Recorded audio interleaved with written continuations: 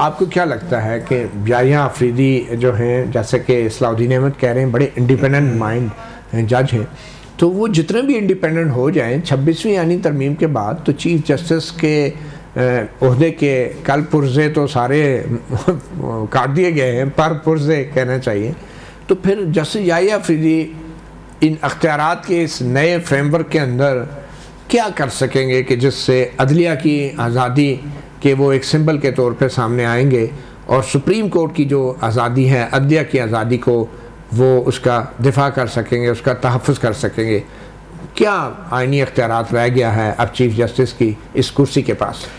पहली बात तो ये है कि जो कमेटी है उसने जस्टिस मंसूर अली शाह उनको माइनस कर दिया, जस्टिस मुनीब अख्तर को माइनस कर दिया। 9 बजे तकरीबन इजलास शुरू हुआ है और पौने 11 बजे ख़त्म हो गया है, तो पौने 2 घंटे में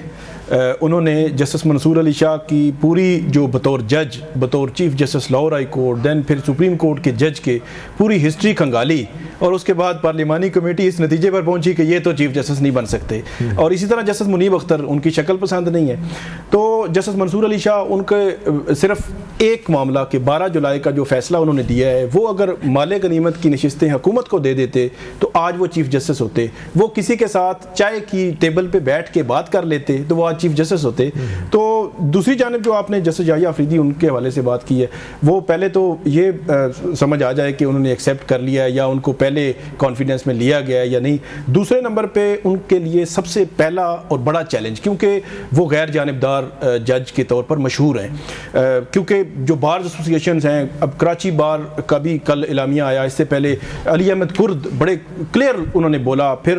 बलूचिस्तान, हामिद खान और Munir Malik, Lahore high court bar association, उनकी जानिब से बड़ा एक क्लैरिटी आई कि हम जस्टिस मंसूर अली शाह के अलावा किसी को चीफ जस्टिस नहीं मानेंगे। सबसे पहला चैलेंज जस्टिस याहिया अफरीदी जो गैर जानिबदार जज हैं कि उनको कल जब ये पुकारा जाएगा कि हम आपको चीफ जस्टिस नहीं मानते, तो अब उसको उनको कैसे हैंडल करना है। फिर जब 25 अक्टूबर को वो आएंगे तो 26 अक्टूबर को जब इन तरमीम को चैलेंज किया जाएगा सुप्रीम कोर्ट में, फिर उस पर उनका क्या रद्द अमल होगा। क्या हुकूमत जो